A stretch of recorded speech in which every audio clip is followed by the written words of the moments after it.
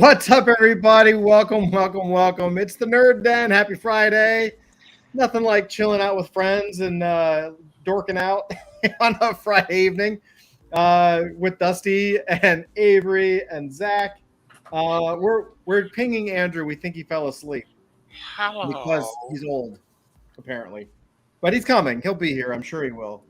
What's up, guys? How you been? How's your week been? Boring. Yeah, ours too. We didn't really do much this week. It's hot down here. Not really. I'm now 2.5 weeks just waiting on pages. So yeah, we're gonna have to change that on our side of things if you're not getting stuff on the other side of things. Yeah, I'm just like, what the fuck? Yeah, I don't know, man. I'm supposed to be balls. I was like, I turned down like 3 other projects because I didn't want to overbook, and now I'm sitting here like twiddling my dick. Yeah. Never turn down projects. All right. I'm just curling it like golden locks, twiddling. This is why we need Andrew. When Andrew's not here, Avery takes the lead. You know, it's called a meat copter. All right. All right. He was pushing it. He was pushing it. He was absolutely seeing how far he could get.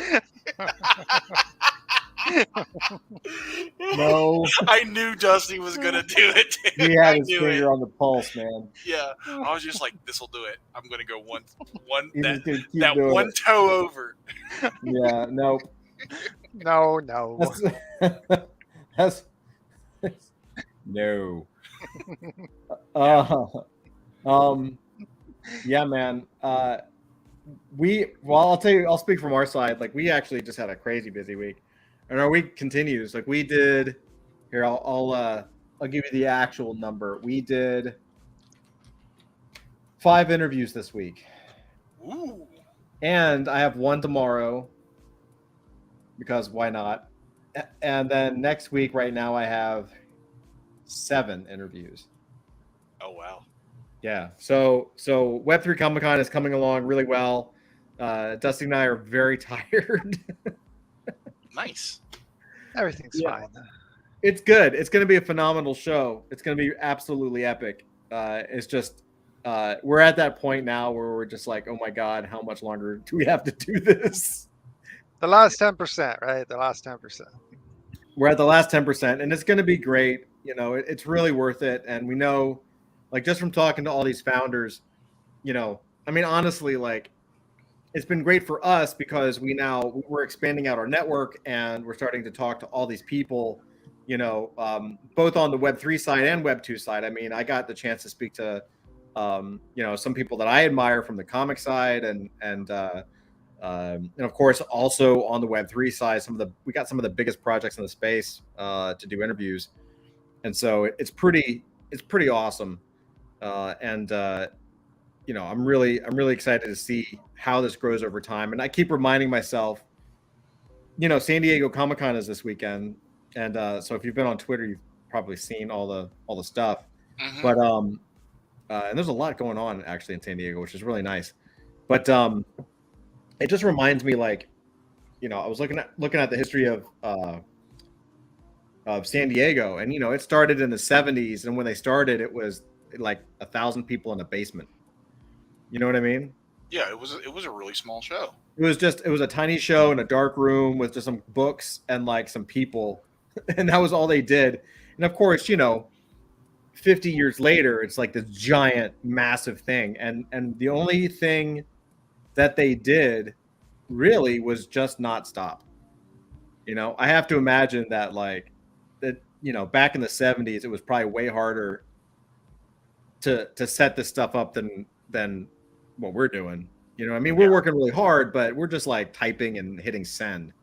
You know, they had to like get on the phones and call people and probably knock on doors because it's the 70s, and you'd knock on, you know, find the comic artists in San Diego and up and down California and try to get them to come out to your show. Like, that was probably plant flyers and distribute them at like every comic shop and newsstand that would let you.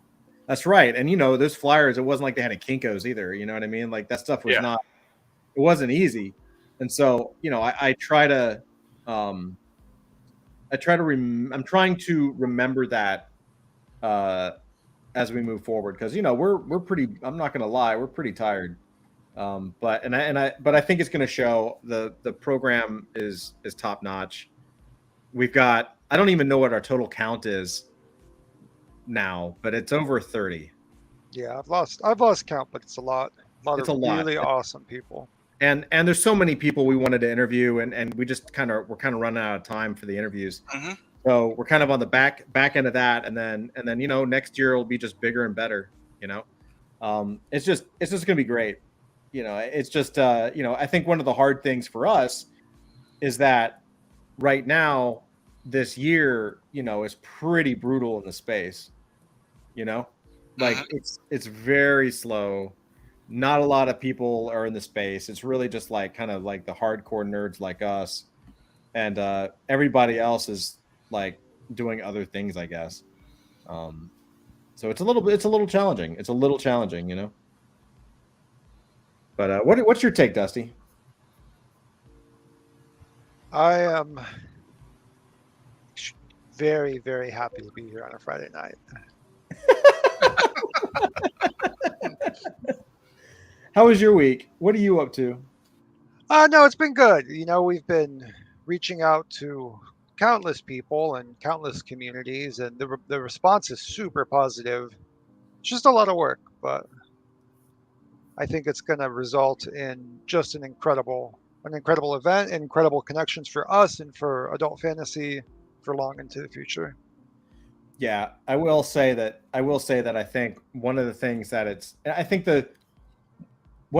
I worry about, I guess, or that I think about is I wonder how many people really understand how we're connecting the dots to everything. You know what I mean? Like, Yes. like, it's true right now we're not launching adult fantasy specific things, but this is an adult fantasy specific thing, right? Like we've got a founder network now, we've got a Web3 Comic-Con now, we've got adult fantasy now, and these connections help us to promote all the things that we're working on, right? Adult fantasy gets exposure through Web3 Comic-Con because I'm hosting it, because we're there, because Team AF is going to be talking and doing stuff.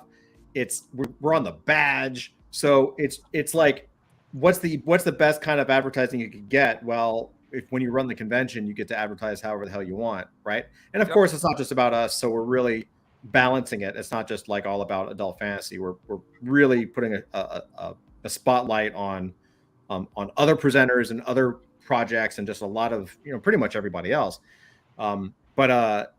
Yeah, I think if you really see it as like a little Venn diagram, everything is starting to feed into each other, so that come the end of the year, next year, and years as we go on, we really have this system that we've built to kind of feed both like adult fantasy fandom stuff, right? So that all of us can create stuff, and you guys can create, so everyone can create stuff and kind of create their own universe within the universe, right? But then we also have ways to promote it, and ways to get exposure for it, and ways to kind of get outside our own little project company bubble. Does that make sense? Yes, it does. Yeah. And it's very hard, because you got to do it. Like, now is absolutely the time to do it, because the market, bear market is build market, right? Which means you build, you don't necessarily sell. Yes. Right? It's like, and so it's a little difficult, because obviously we would love to, like, we would love to, like, just gamble on hamsters, but instead we're actually having to yeah, you'd love to sell 10,000 of everything, but sure, we'd love to. There's a lot of other stuff in the space that like pops for no fucking reason, excuse my French, or just because it's like something to spend money on, apparently. But you have to look at it, and you have to really understand where we're going. And I think one of the things that separates us from everybody else is that while we try to make sure that we are taking care of everything in the present. We're really trying to live 3, 4, 5 years in the future. Yeah. Right. Galaxy says bears build better. It's true. Yeah. Absolutely And, true. Something that I find is fascinating, just being more on the community side and more on the reaching out side, is that sometimes it's really hard to get recognition, or even have someone listen to you as a smaller project, because there's just so much out there. It's really hard to track all the different projects and stuff, and that's part of what is so good about Web3 Comic Con, is it's kind of a vessel for us as Adult Fantasy to get to know all of the other projects in the space, some big projects building awesome things, and just begin to connect with them to kind of form these long-lasting bonds and partnerships and things like that with them way into the future. It's a great vessel for us to connect with a bunch of different projects in the space. It really is, and it is and will continue to bear fruit, and it's just and we're saying this also for our benefit too, right? Because it's a grind, man. It's a grind. Yeah. If you think about it, it's not just like doing an interview. It's like, Dusty's working on collabs and trying to get the word out through all these different communities, and I'm doing all these interviews, and it's not just doing the interviews, it's coming up with questions and getting them on the schedule and following up and making sure they have the right place and getting the videos set up and editing the video and, getting everything really, really ready to go. It's a big project, but the benefit, of course, again, is like, next year we're not going to have to do as much in terms of it's like 12 to 15 hours a day, 6 days a week for like the last 3 months. Yeah. It's been super grindy, but we're almost there. We are almost there, and I'm excited. Me too. I don't think people are ready for what we're bringing, because it's very different. Yeah, it's very different, and it's very exciting. Content is a big part, I think, of the future for what Web3 and NFTs can bring. Mm-hmm. And I also like your idea about taking fiat, also on like having a fiat store for stuff. Yep. That's going to help for people that don't quite understand. Because there's still people that don't understand when you explain to them is that the NFT is just our method of digital distribution for content. They still don't quite get it.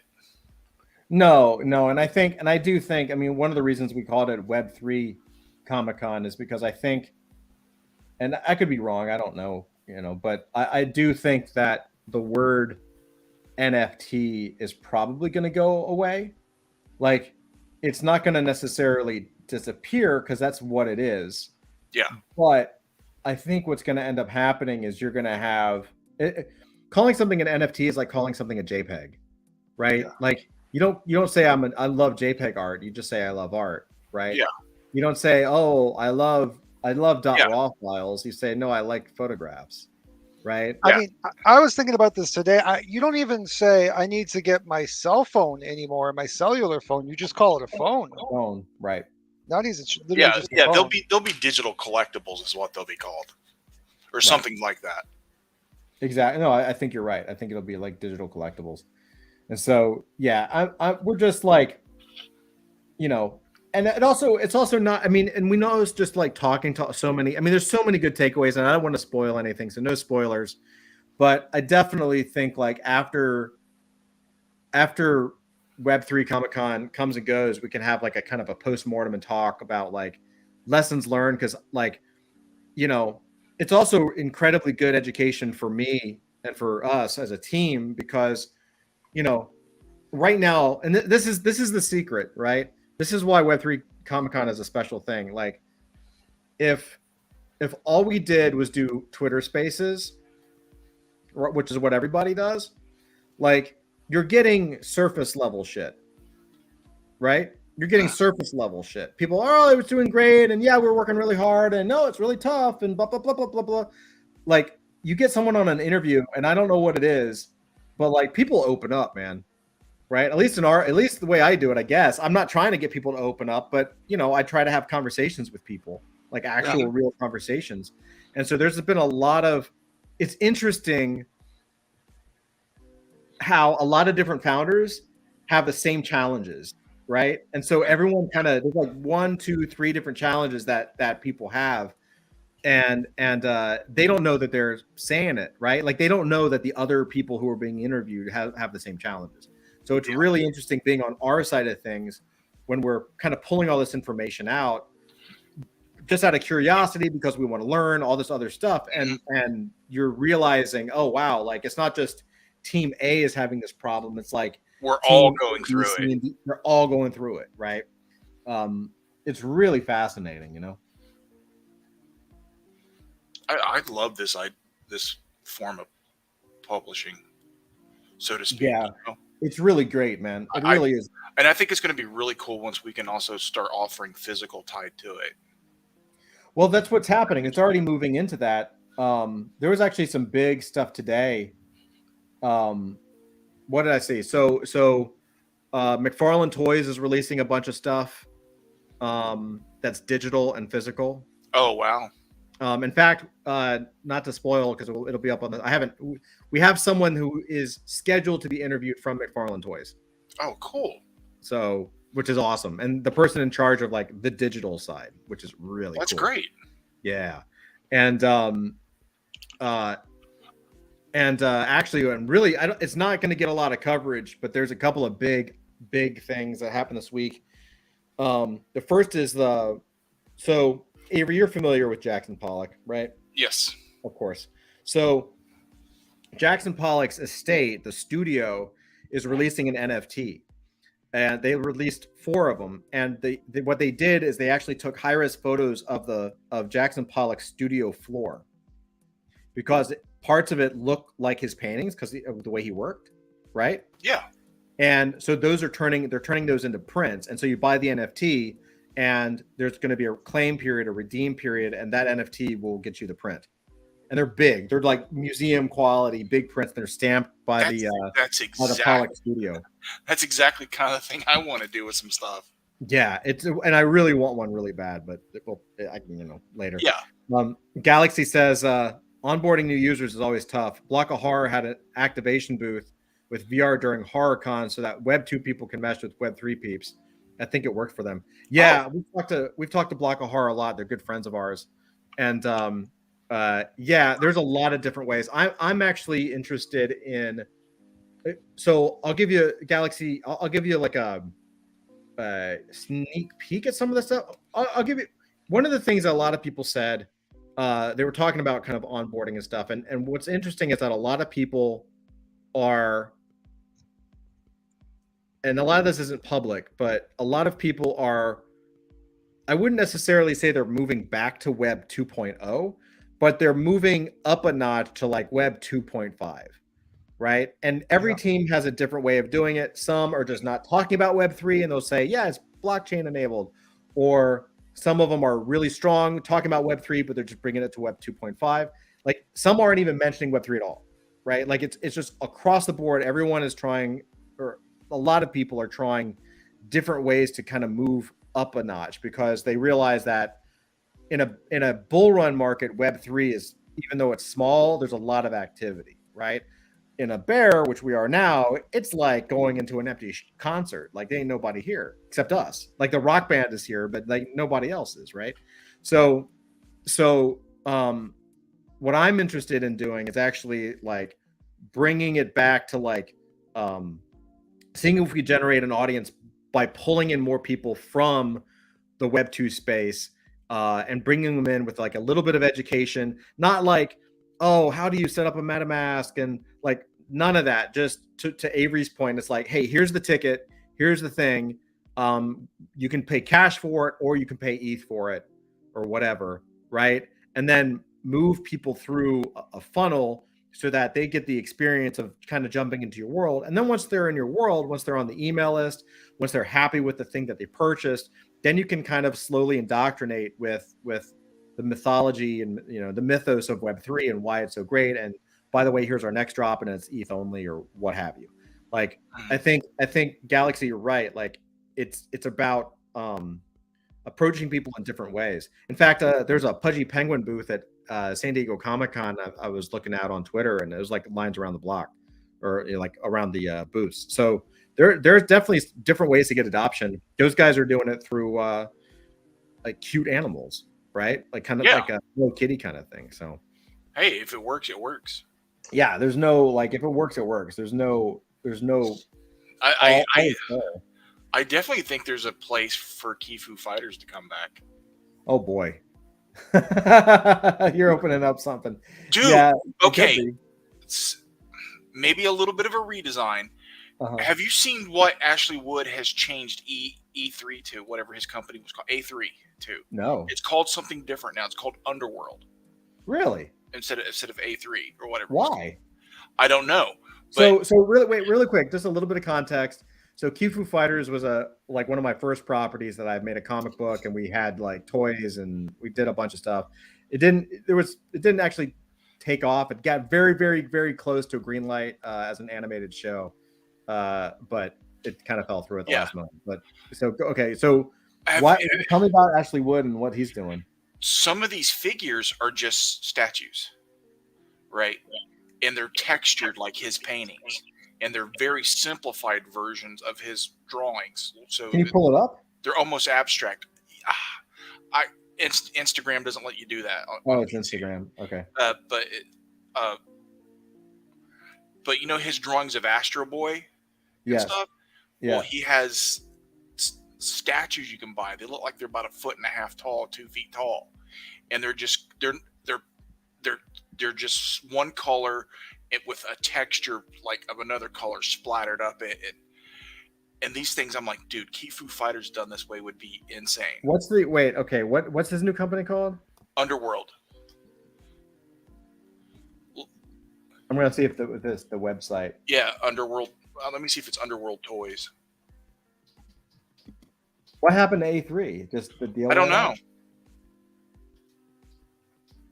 Or put in Ashley Wood Toys. Underverse, is that it? Underverse, yeah, that's it. Underverse.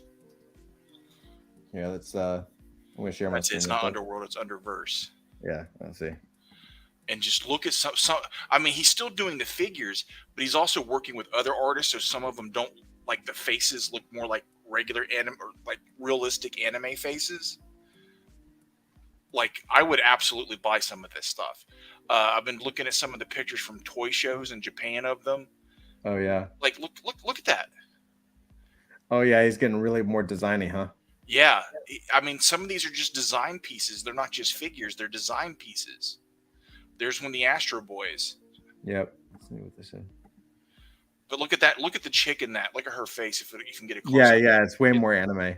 Yeah, dude. Like, I want some of these. They're so sick.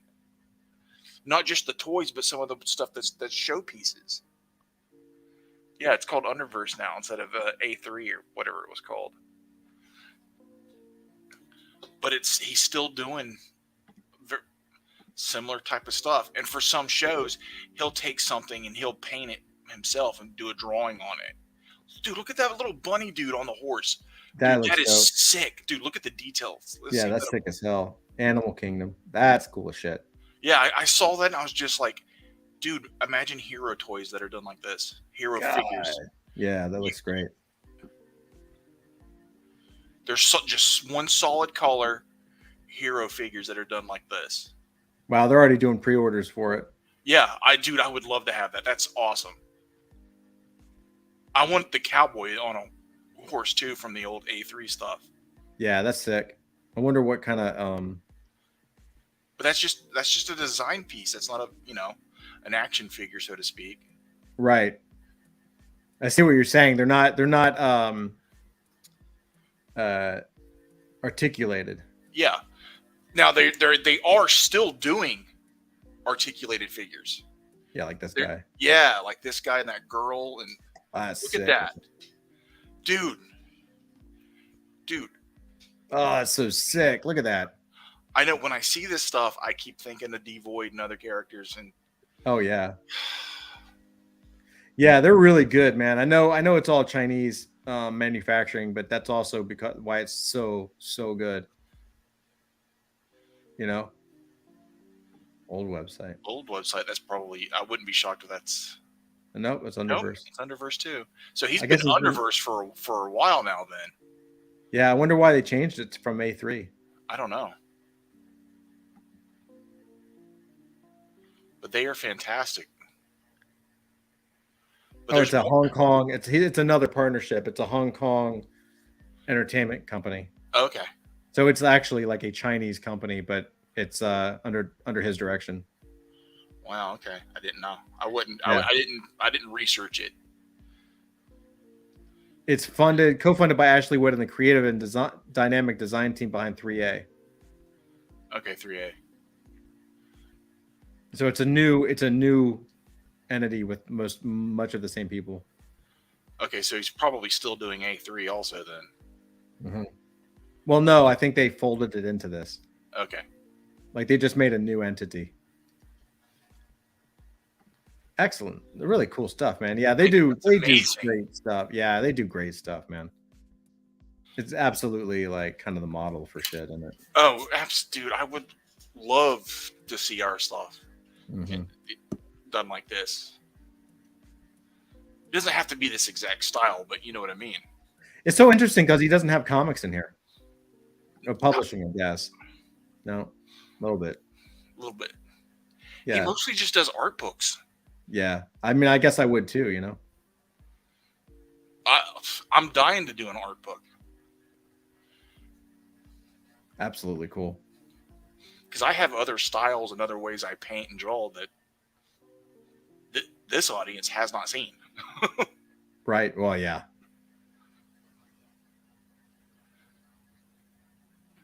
That's great. What's a club?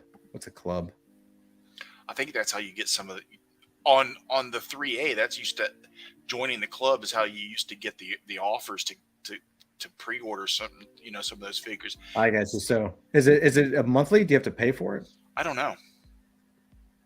It just says if you've spent $100, which is easy to do. I have that one 3A figure. I have Supreme Nom, the white version. Mm-hmm. And that's the only one I've ever been able to get my hands on.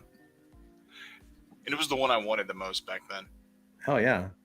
Well, of course. Have you seen Supreme Nom? No. I don't think so. It's a chick in a gas mask and ballet heels. That's so awesome. I have the white version. There's white, there's black. Supreme Nom. Look it up. It's so awesome. I'm gonna see if 3A is still around.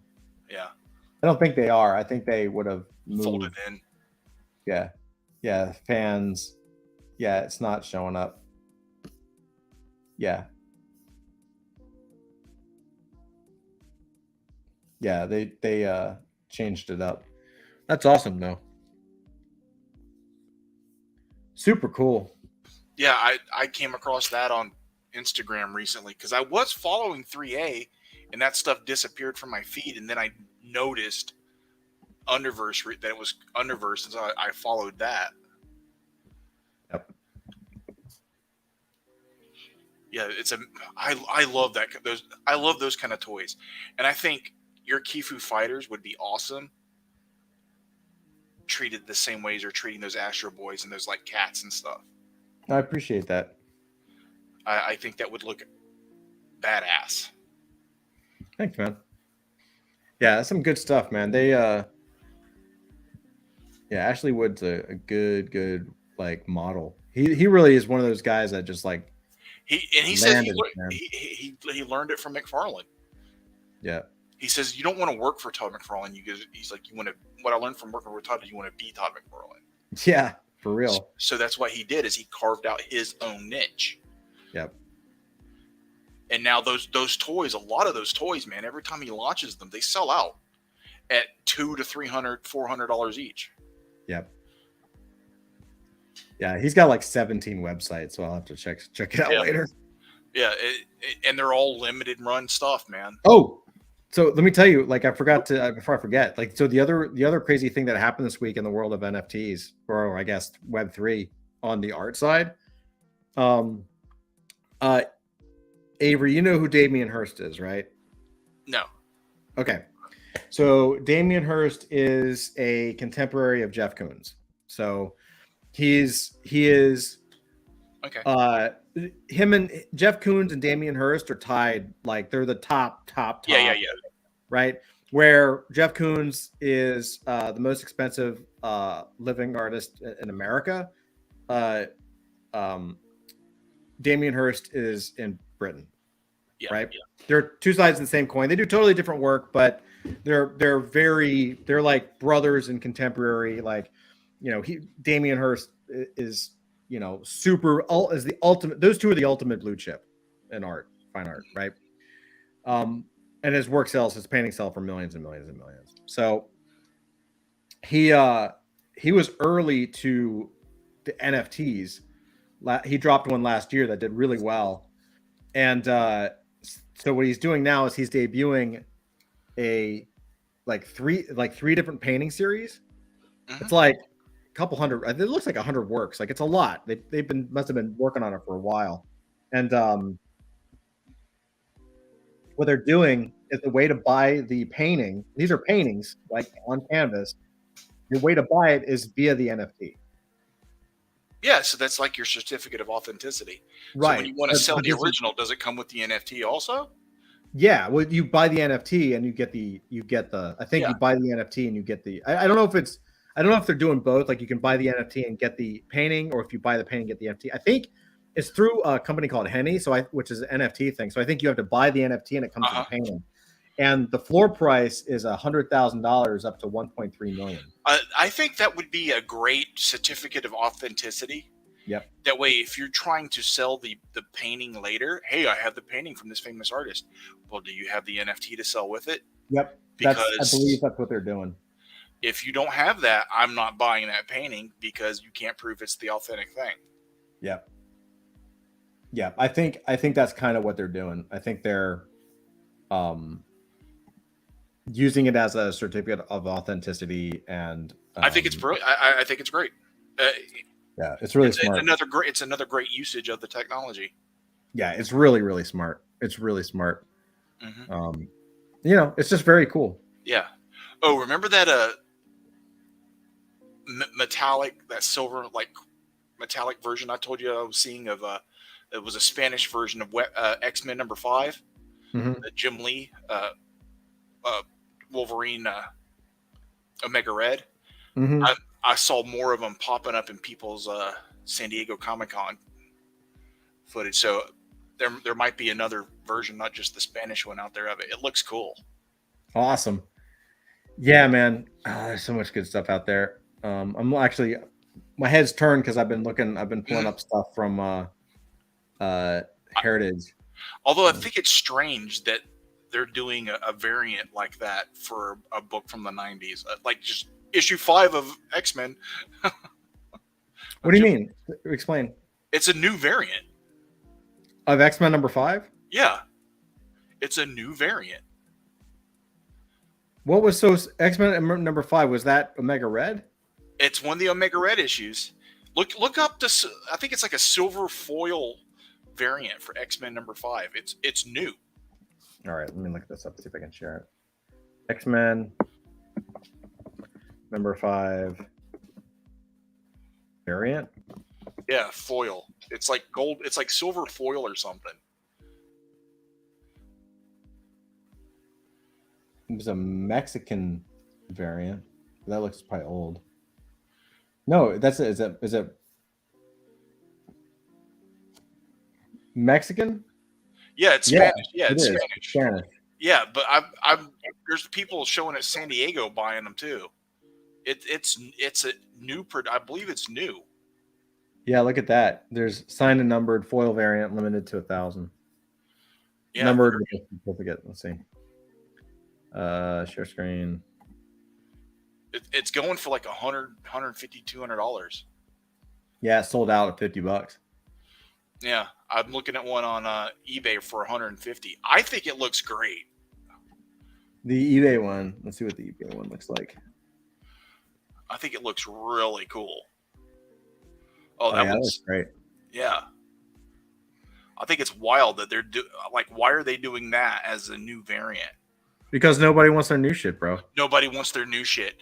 And a lot of people, including me, would pay good money for that. Yeah, and it's also like, I mean, Omega Red. It's the first appearance of Omega Red. Okay. Is it 5 or no 4? Yeah, because The there's one another. like where he's out facing Yeah. or something. Yeah.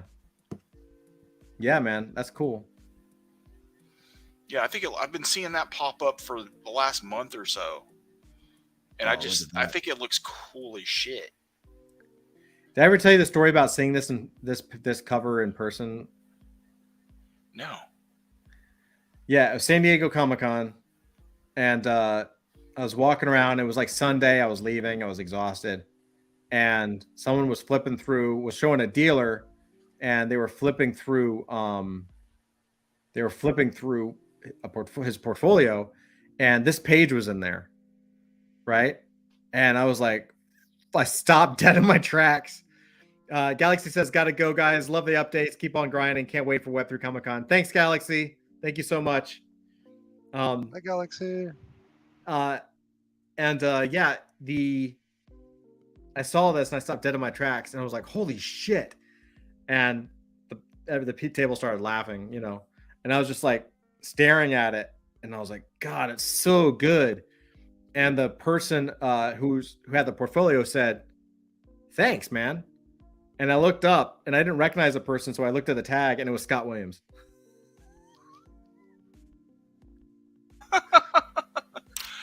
Oh my god! And he was selling this. I want to say he was selling it for like $5,000 at the time, Which would be a steal. Which now it's worth probably $250,000 or $100,000. It's worth a lot of money. At least 20 grand. Oh no, way! It's a cover. It's Jim Lee. It's Omega Red, Wolverine. You're going to get at least $100K out of it. So yeah, $5,000 would have been a smart investment. Yeah. Well, if you had it. Yeah. But that's kind of how it works. Like, you never have the money when you need it. Let's see. Look at this thing.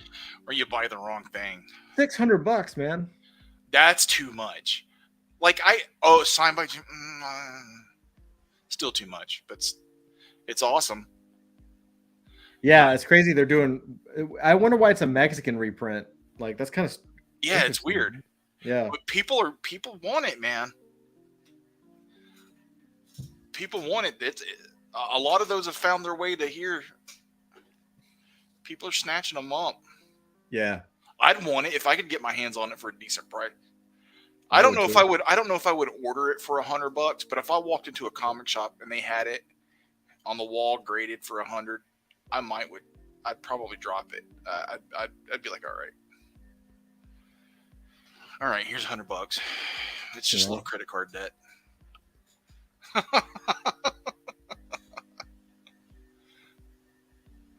It's a CC Beck original painting. That's cool. Oh, that's cool. From one of his classic bad guys. That looks awesome. Evil plot book. I would totally pick that up. That's awesome. Yeah. Oh, man. That's really fucking cool. $230 seems a bit. Yeah, well, it's gonna go way Okay. low.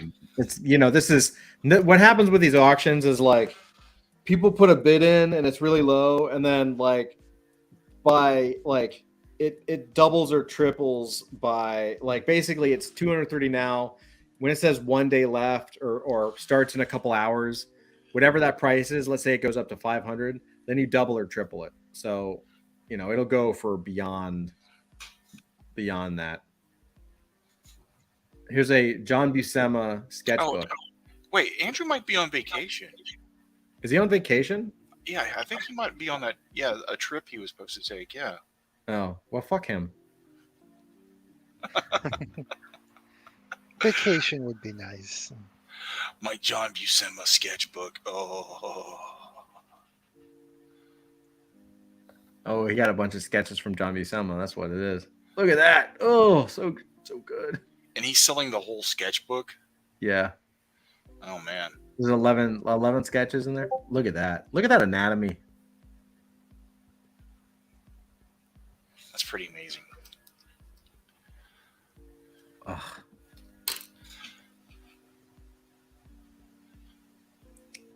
Wow. Not the best, but damn, still. It's still pretty cool. It's still gorgeous. Oh shit. Okay. And then these are always like, oh, these are coming soon. And then you're like, fuck. Always a Wolverine #7. Ooh. Savage Sword of Conan. Dude, look at that shit. I know. Let's look what else we got here. This is coming soon. This is, what is this? This is the signature collection. So every quarter they do like a signature collection. Look at this motherfucker. Look at that. Look at those brushwork. That brushwork, man.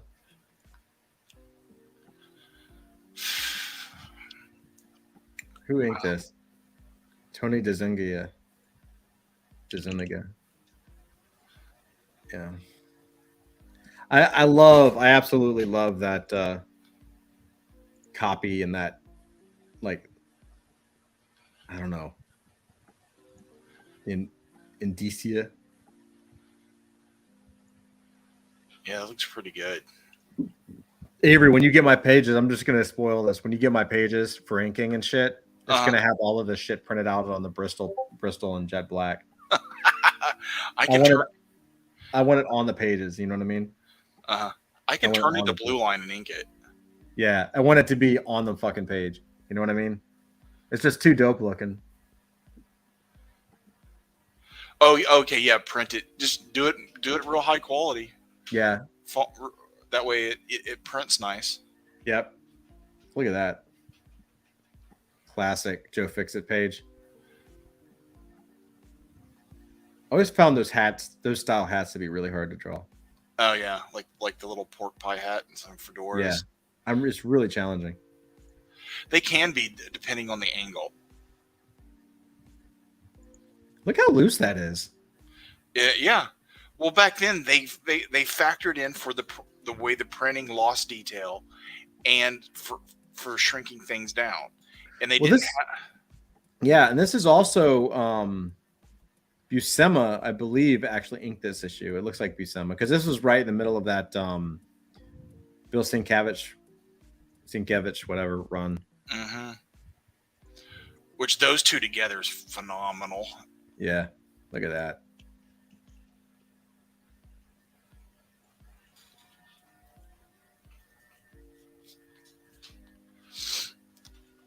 Looks pretty good, man.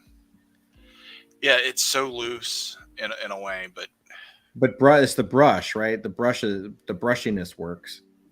Yeah.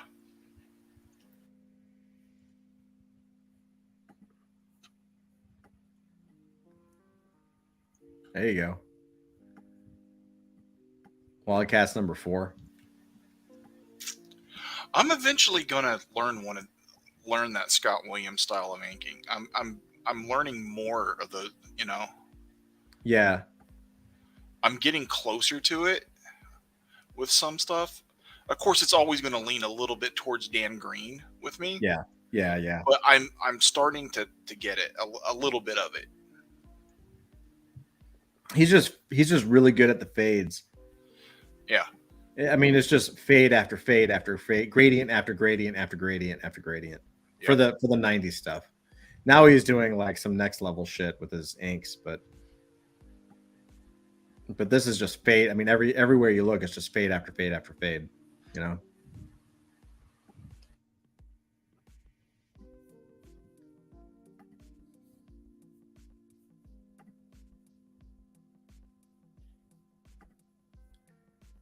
Ed McGuinness. Oh, that's really nice. Yeah, he's another one that's his more modern but really good stuff. When he's on, he's really on. The variety of styles we've just looked at is, I know, insane, but they're all good. Yeah, I know.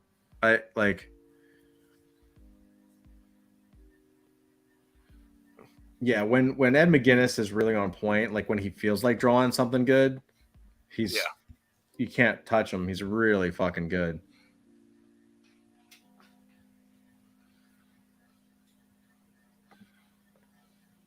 It's like a Hanna-Barbera. What is this? It's a Hanna-Barbera. Like a character sheet. Fred Flintstone. Ink and red pencil. Oh, it's from 2008. That's interesting. Huh. Oh yeah, it's pretty modern. It looks great though.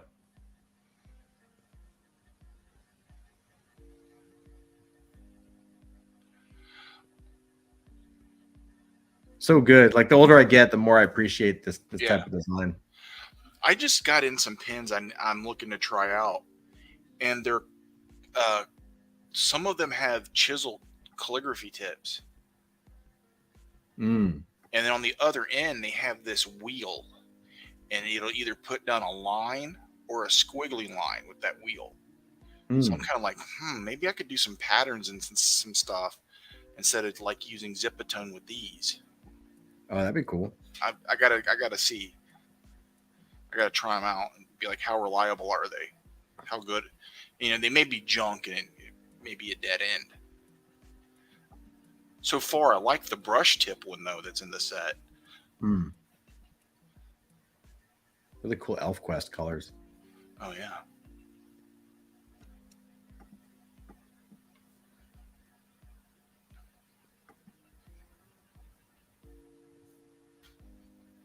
Tim Sale. This is Thieves World. I don't know if I know Thieves World. It must be early. It's pretty good though. Yeah. God, man. A lot of brilliant people in comics, artistically speaking. And such I love the variety of some of it, you know? Yeah, it just never gets boring. It's like you can't run out of really cool shit to look at, you know? That's the reason I've never understood people that only like one particular thing in comics. Like they only like something that's like a Todd McFarlane style or a Jim Lee style. It's like, why? Like that's awesome. I agree. But there's so many other things that are awesome for different reasons. Look at this. Yeah, like they couldn't look at this and think it's awesome. Yeah. I'm Herb like, Trimp. Look how thick those things. I love that. Yeah. Brush, man. Yeah, it's that sort of pseudo Kirby. Mm-hmm.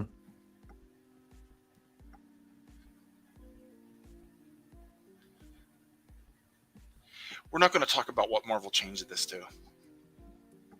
Wait, this is Godzilla? This is Godzilla. But I thought that was Monkey Boy and Devil Dinosaur there. No. That is Moon Boy. Godzilla and Devil Dinosaur. It says Godzilla and Devil Dinosaur. Okay. So you were right. So that is Moon Boy and Devil Dinosaur. Yeah.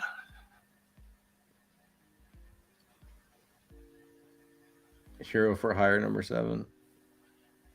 This is Luke Cage's first series. Cage is trapped by a hooded menace. Luke Cage. So he's got the guy with the hood as the bad guy.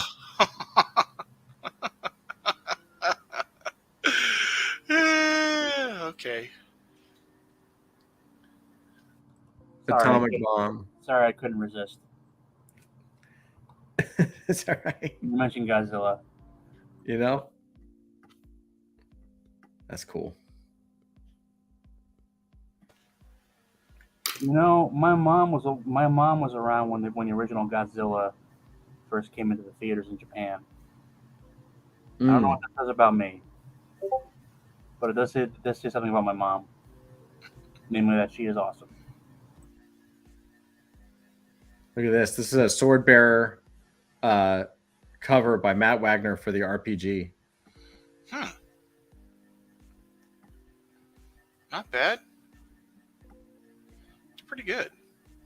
That looks pretty cool, man. Yeah, Matt Wagner's actually a pretty good painter. Yeah. Look at that, the blood running right down the center.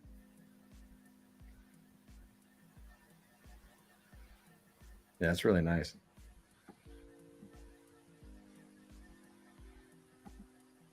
That's pretty dope. And to do those letters on the painting and right, part of the sword, like That's kind of gutsy. Like I wouldn't try that. I'd be like, yeah, here's a cool drawing of a sword. You do the lettering, dude. So right now it's only $1. You know it's gonna go higher, but still, that's pretty dope. It's a Matt Wagner original. Yeah. This I fucking love. I actually have a real soft spot for title cards, animation title cards.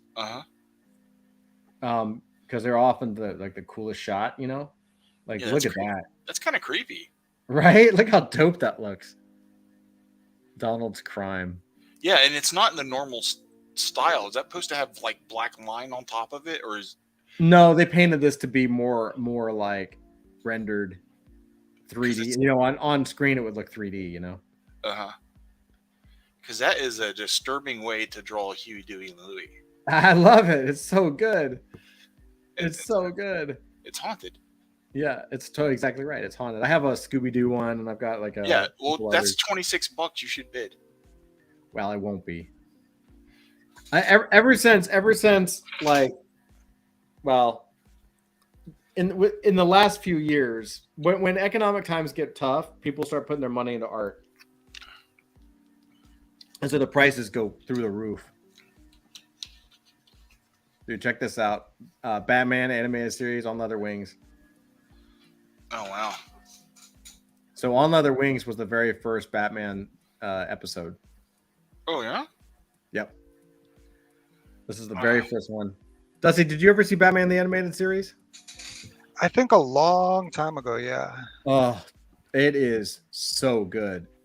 What I hate, though, on HBO Max, there's episodes missing that you can't watch.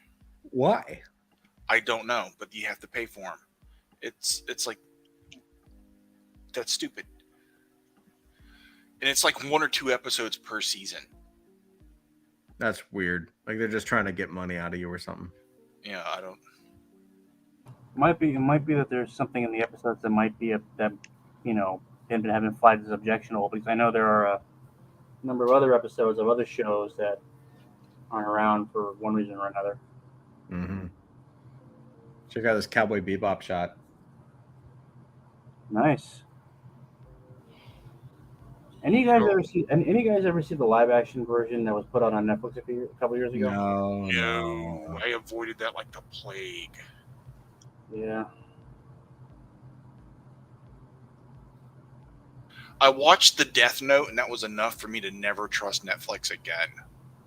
Oh, I heard that was pretty bad. It sucked. What's it? Forgive me for what's the Death Note? It's another anime they turned into a live action before they got their hands on Cowboy Bebop. Oh, jeez. And they fucked it up. The Japanese cinema does live action versions of anime all the time, but they do it right. I mean, the live action versions of Rurouni Kenshin are really good. But I don't know. I don't think Western producers get what makes it, understand what makes it work. Yeah. They go, oh, built-in audience, let me license that, and they'll all buy this. They'll all watch my thing, and they fuck it up, and then they go, why are the fans so angry?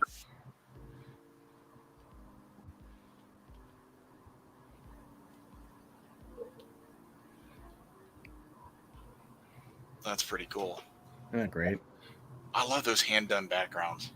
Yeah, that's so good. Unbeatable.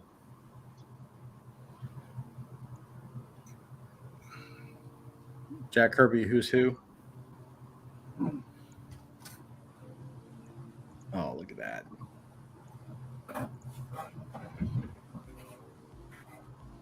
That's pretty good. Oh, he didn't sign it. Oh, he didn't at the bottom.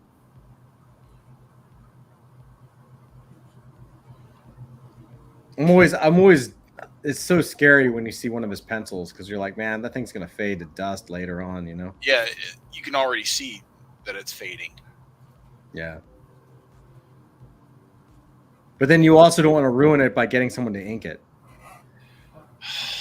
Right? Like you can't get someone to ink it, like that would destroy it. Because it's the provenance is from when it actually was won. Yeah, if it had been inked then, Like if you'd bought that page and had it inked by someone who was one of his people that he worked with all the time back when he drew it, fine. Right. Now, since they're all dead, no. Look how expressive that is. This is Superpowers. Oh, from the toys? Yeah, Superpowers, the comic. Oh, wow. Really loose.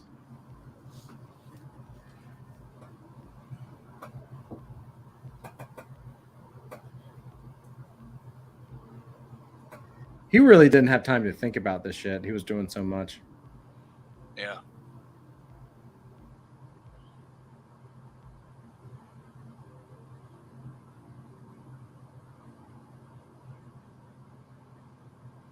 I'm surprised that's not inked.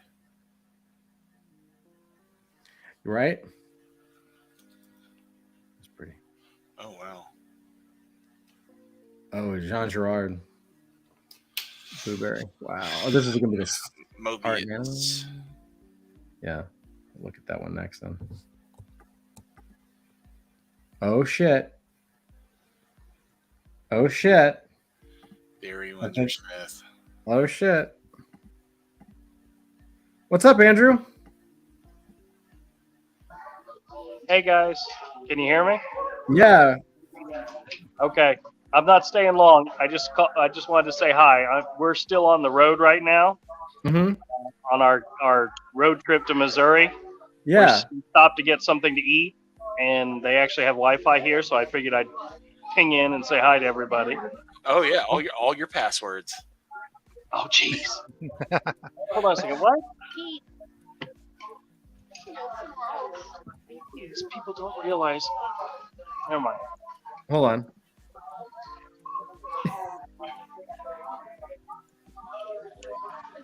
All right, that's enough of that.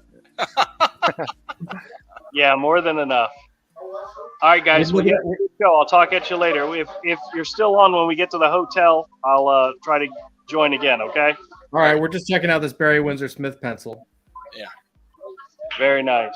I'll watch it later. Don't say anything about me while I'm gone. Oh, All right, we you will. cocksucker.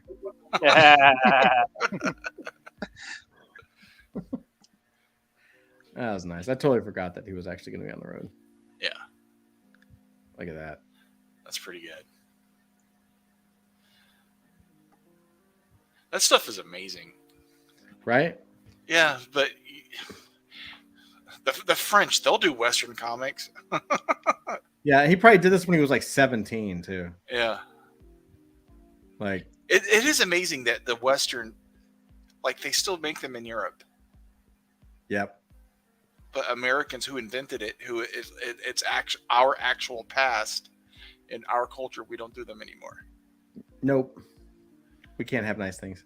Yeah. Pretty much. Jack Kirby doing animated storyboards. That's pretty cool. How dope is that? Pretty dope. Because I still sometimes will watch Gunsmoke. I think it's a good show. Oh yeah, Gunsmoke's awesome. I used to watch it. My grandfather and I used to watch it all the time. Yeah. Alex Toth, Super Friends. Oh, nice. I mean, these are his storyboards. They're super rough, but Still good. yeah, his storyboards were way, way better than the animators could actually do.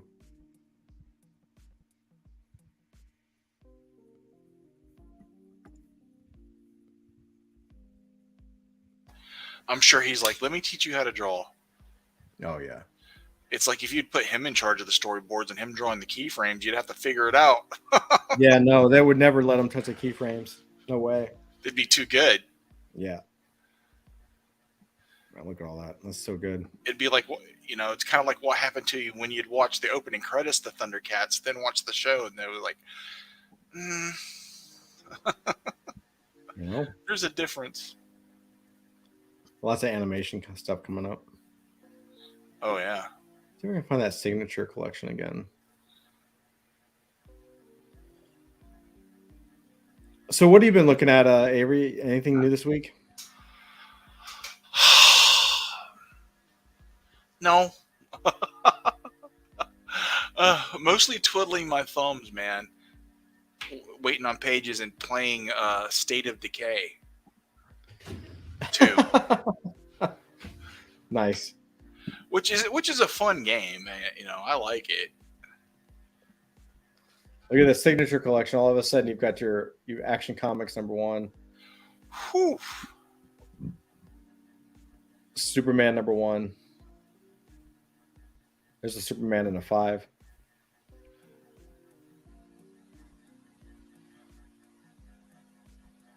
Dave Stevens, Steve Ditko. There's a 6.0 Amazing Spider-Man 15. Amazing Fantasy. Right? I have one of those big things where they printed on the wood and stuff up on the wall in the studio here. I'm gonna own that whole set one day, like all the #1s. I really want to get some of those. Like I know McFarlane has an Action Comics #1 in a really good shape. Oh wow! Because he's nuts. He is nuts. Some of his toys are fantastic. Yeah, they are. It's crazy that he's doing all those DC toys now. He's just running the table on them. Yeah. I have been checking out people's custom G.I. Joe figures that they're making on like Instagram, posts on Instagram. Mm-hmm. They make them the same size as some of the Mezco G.I. Joe figures, which are like they're taller, but they're articulated much the same. They're more detailed. And some of these people, what they're doing with 3D printing and their custom figures are pretty sick. Oh, okay. I mean, they're incredibly detailed. And I did notice that Optimus Prime that would transform by itself when you tell it to. Yep. There's a Grimlock. I know. I was gonna bring that up. There's a Grimlock, and the I saw that. Was awesome, dude. And I was just like, oh, dude, there's 2 of these things now tempting me. Optimus was tempting enough, but Grimlock too. I know. Oh, look at that. He's like, hey, Grimlock, transform. And it says something. I forgot what it says, and then it transforms. I'm like... Probably like me, Grimlock, something. Yeah, dude, I was like, dude, are you serious? Yeah, that thing looked awesome. It was like talking to him and obeying commands, and it was posing and kicking. And that I didn't see. I just saw it transform. Or was it Optimus Prime I saw throw a kick? Oh God, I don't know. That's crazy though. I don't doubt it. I'm like, geez. I have to look on YouTube. Avery, did you ever see the Toys That Made Us episode on Netflix regarding Transformers? Probably. See it again. It's actually really interesting because they actually have actors playing Jim Shooter and the guy who wrote the original story for Transformers. They actually, like the original toys were just Japanese toys, from Bandai. And when they started selling them in the U.S., they realized they needed a story to sell to American kids, so they basically contracted it out to Marvel.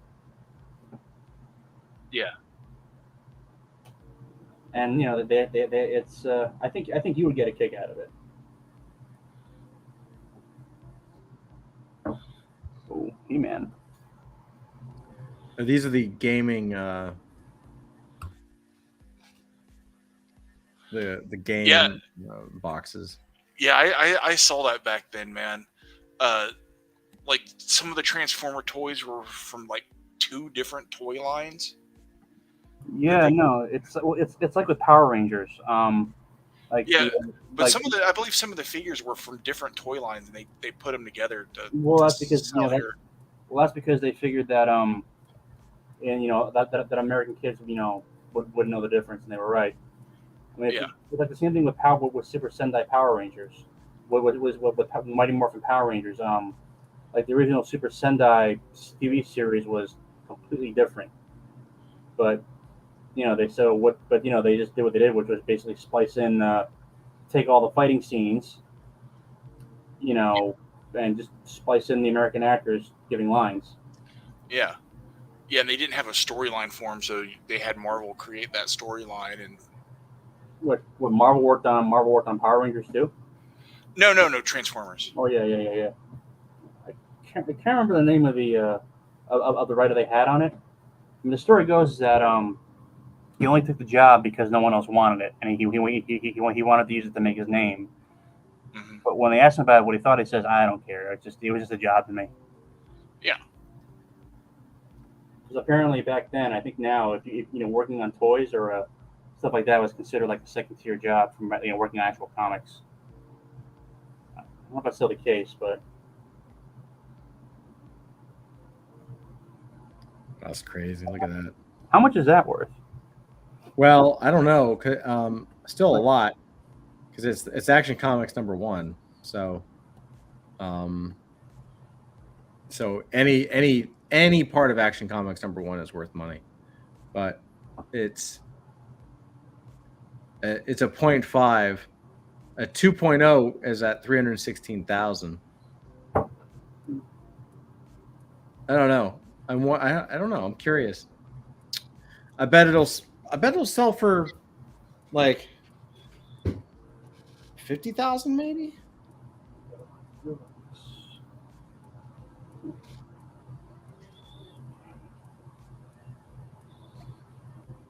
Oh, I was watching videos of that Grimlock. Share it. Oh, I've already closed it. It's wild, dude. Oh, look at this. Savage Sword of Conan cover. Look at that, Avery. Oh shit, that's dope. From the old magazines.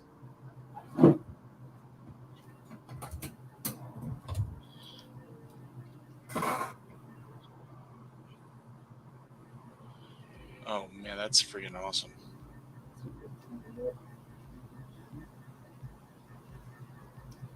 That looks great. Dude, that painting's dope. This is one quick video of that Grimlock. Oh, fun. All right. Wow, it's a foot Transform. tall. Yeah.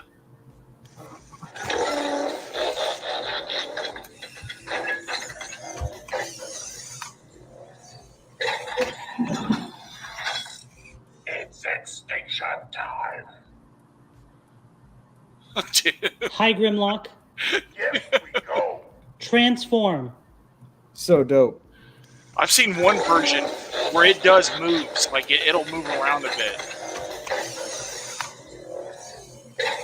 They have it with and without that crown too. It's extinction time. God, so cool. Damn it, why do we have to live in a time where everything is fucking awesome? Like everything is awesome and nothing is. It's like the worst thing. A lot of retro stuff that they bring back is awesome. Yeah. Like I saw one of the videos I saw of it. It like did moves. It was like moving like throwing punches and stuff and posing, and the Optimus too. I can't believe they make this thing. Right. An Optimus Prime that transforms, and it looks like the V1 show. Yeah. I'm like, fuck. I want this. Did you ever see the 3A Optimus Prime that Ashley Woods made? No. Yes. It's dope. Damn it, dude. You never saw that. I never, not to my knowledge. Yeah, dude, he did some Transformers. He did Halo with 3A. Those look good too. Jeez. What's this stuff?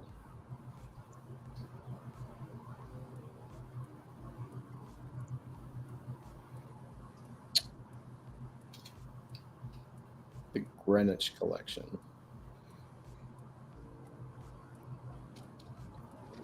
There you go. Let's see.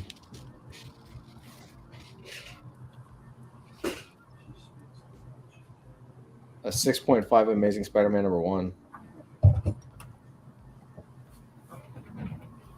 This is like from one collection.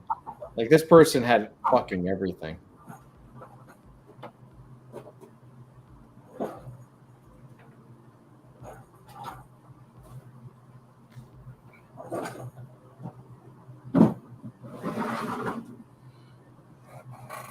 This is on Sideshow Toys' site, Mm-hmm. but it's the Optimus Prime by 3A Toys. So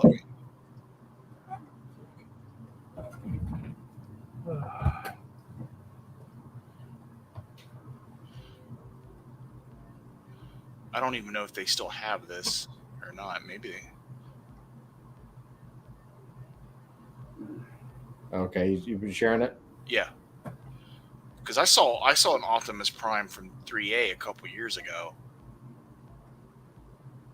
Oh yeah, it looks sick as hell. Yeah, it's like a mix. It's like the classic Optimus with some of the newer Yeah. bells and whistles.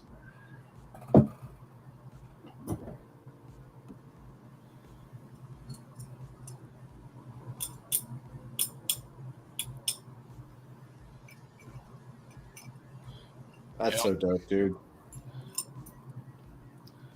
They did 3A did a bunch of stuff not long ago. Then it kind of disappeared, and I guess I know why now.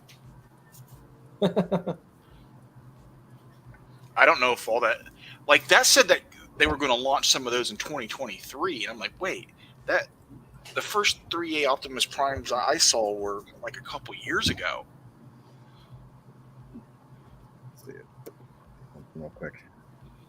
First, because I know Andrew's gonna look at this. They're showing the first Batgirl comic as like a special, like the cover. So there must be a high grade 359 Detective Comics 359. So it's, let's see. So just the cover ripped off is valuable? No. So look, I'll show you. They have an upcoming auction, and they're actually using Batgirl. Okay. I believe that's her first appearance. Yeah.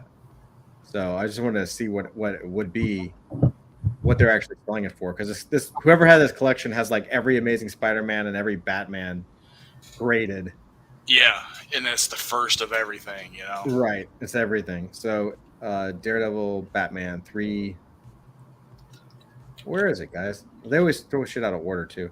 This Joker covers with a fortune, man. Oh yeah. I don't know why. I guess it's because it's I'm not sure. This specific one is worth a lot of money. It's a 9. And I'm sure Andrew knows, but it's like a 9.0. I'm sure this is. Is it a Neil Adams? Yeah, it's a Neil Adams cover, but I think it's like it's got some. Oh, let's see.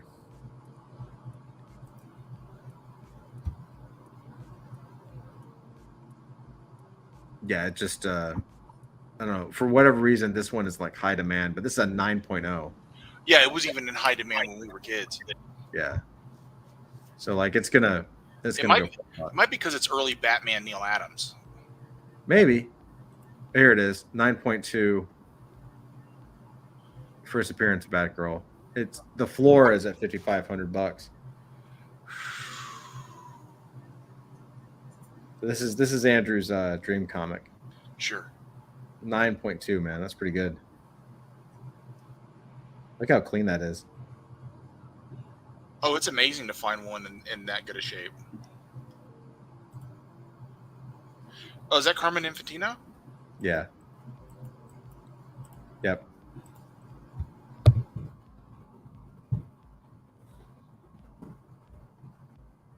Golly, man. So there you go, Andrew. There's your dream book. Squish. Squish. There's your dreams. Goodbye. I mean, it's only got 19 days left, and it's at $5,500. So it's gonna be. All? It's gonna be a fortune. It's gonna be like 10. It's gonna go for 12,000, at least. That's insane. Look at that.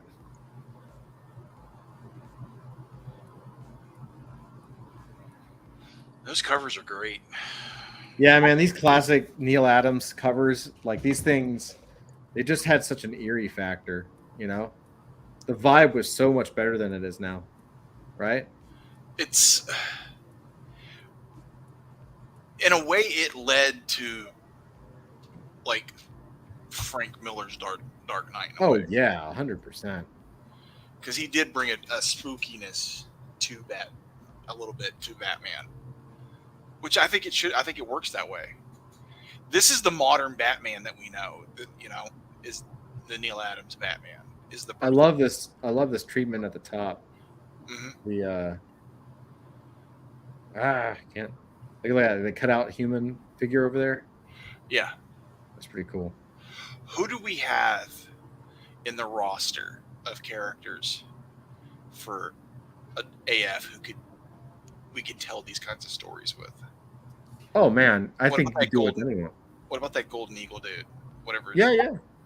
Yeah, that guy would work. That guy would be great. Golden Wing. Goldwing, yeah. Sorry. Yeah, you could do Golden Wing. I always think you could do Carl too. Just like he's just like fever dreaming and shit. Oh God, Carl. Cross that with Sin City. What's really happening is more like Sin City. Yeah, right. How he perceives it is like that. Right.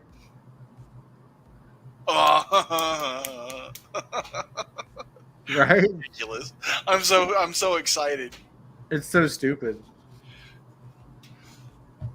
God, whoever the Greenwich collection is like this guy has every fucking thing. This guy.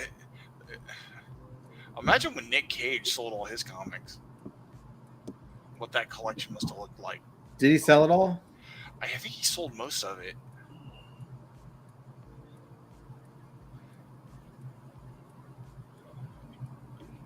Green Lanterns. Like this guy has everything, dude. This guy just kept all his books in mint, and then when CGC came around, he just got them all graded. Oh gosh, House of Secrets. Everything. This guy's got everything. Some of those books those House of Secret books are so fun. Oh shit! Yep. Right. It's a 9.4, Avery. It's the first appearance of Wolverine. 9.4. It's already at $8,200. I have 2 images that hang in the studio of old school Marvel. There's 3, but 2 that are big. Those big things you can buy that hang up that are already framed. They're like printed on wood and shit. One is Amazing Fantasy Spider-Man. The other is that Hulk Wolverine. Right.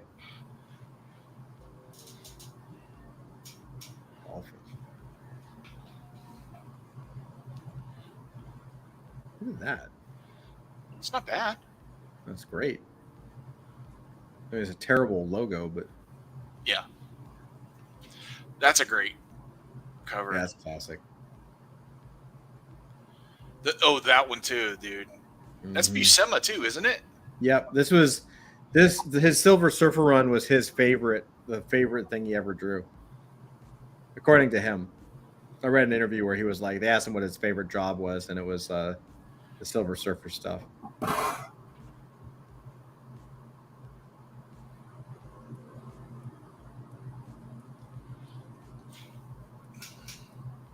yeah, that tells us suspense.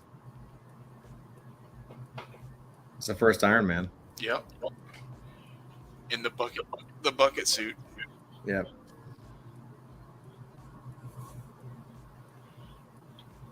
Some people just have millions and millions of dollars and spend it slabbing books and grading their shit. It looks like they're going to make it all back plus some.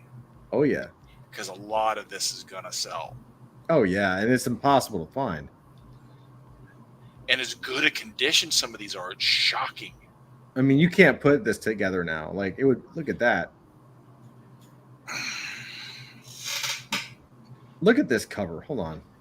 Finding that book in a 9.4 to get it graded.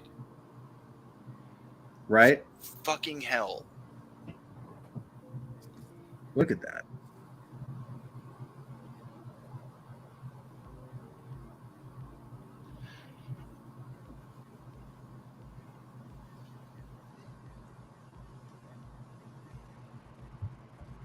It's like, it's so good. when I see things like this, it makes me understand just how sad things have become. Right? Like when we look at the modern covers. Yeah, there's no fun or joy in it, even when it's done by some of the artists that still work at Marvel and DC. There are some good artists that are still working there, but Yeah. they don't draw. They're not drawing like they're happy. They're drawing well. Well, you just summed it up. These are bright colors, happy, action, power, positive, Yeah, right? I don't think a lot of them are happy. No.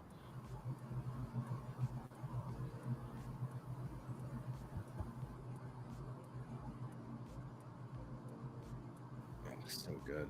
X-Men. Of course, he's got X-Men 2. X-Men number 1, X-Men number 2, X-Men number 3, X-Men number 4, number 5, 6, 7, 8, 9, 10, 11, 12. Jesus. Like all of them. These are like complete runs, all graded. Oh, dude. Hey, go down to that last Phoenix, that last one of another image I have hanging in the studio. It's smaller. It's 11 by 17. It's that cover. Yeah, look at that. That's fantastic. I love it. I love that image. Yeah, I do too. I look at it every time I walk into the studio. I see it. Just it's not the actual book.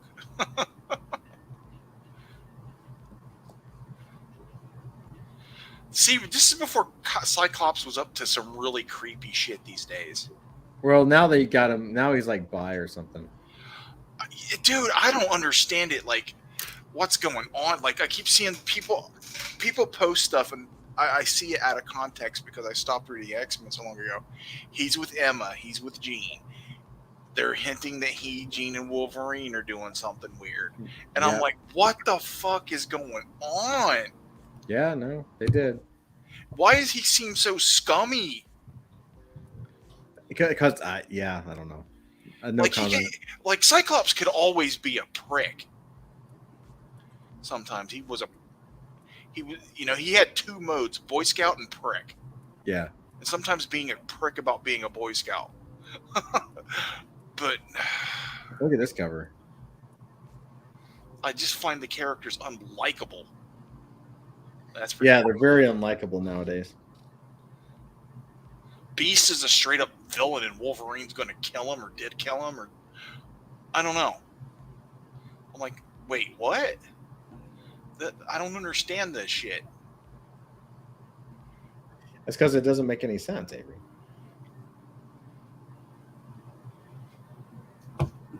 The characters are unrecognizable to me. Yeah, me too. It's a shame. I mean, it's I think the future is in doing what like Barry Windsor Smith did and a bunch of other people, which is just like do your own interpretation of the classic characters. Yeah. Hey, there's a reason we tell the same stories over and over in every culture, all throughout recorded human history. You find the same type of stories over and over and over again. There's a reason for that. Here's your classic cover. Yep, that's pretty good.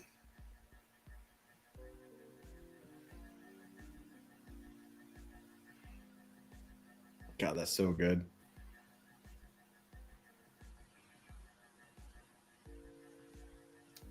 Jeez.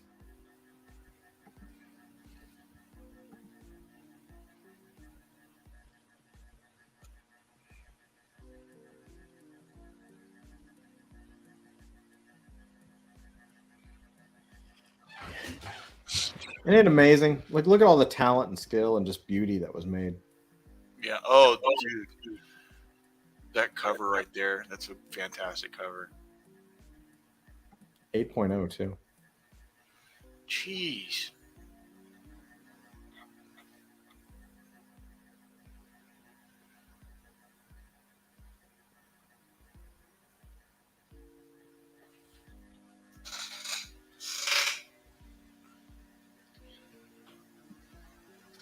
Oh, so good.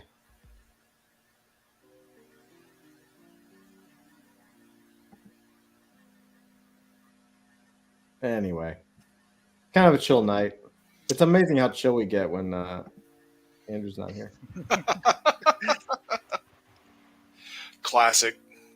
But then again, almost every cover from this era is classic. Yeah.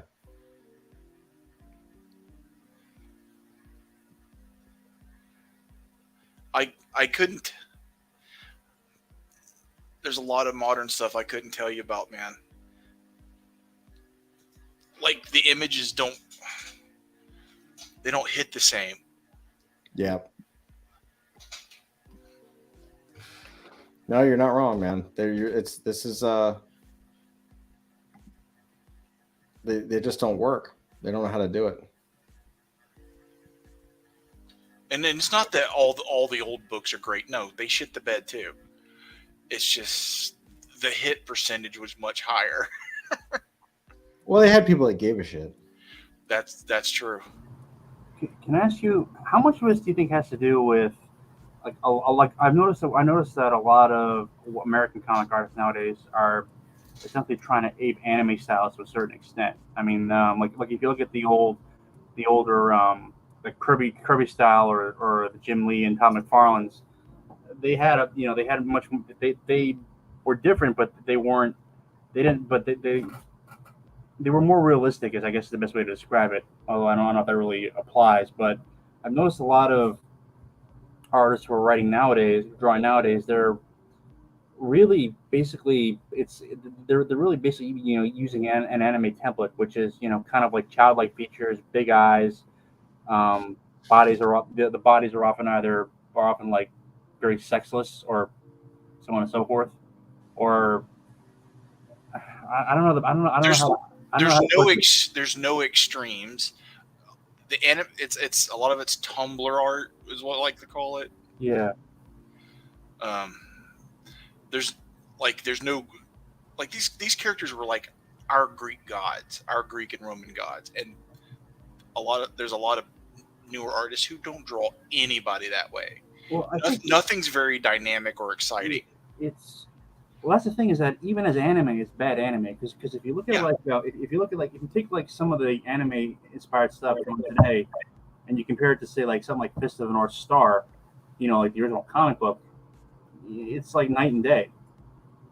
Like they took the anime style, but they don't have that same kind of energy, where it kind of makes those old old manga styles like pop. Yeah. And one of the best modern superhero things being made today is actually anime. Yeah. That's My Hero Academia, which is a phenomenal superhero cartoon. It's great. And you have this just wide range of characters. And it's very fun. It's very entertaining. But you have these super jacked, crazy looking, huge built characters. You've also got the characters who are more like, I would say, like Spider-Man. You've got this wide range of characters and some weird ass superpowers in that show. Just weird.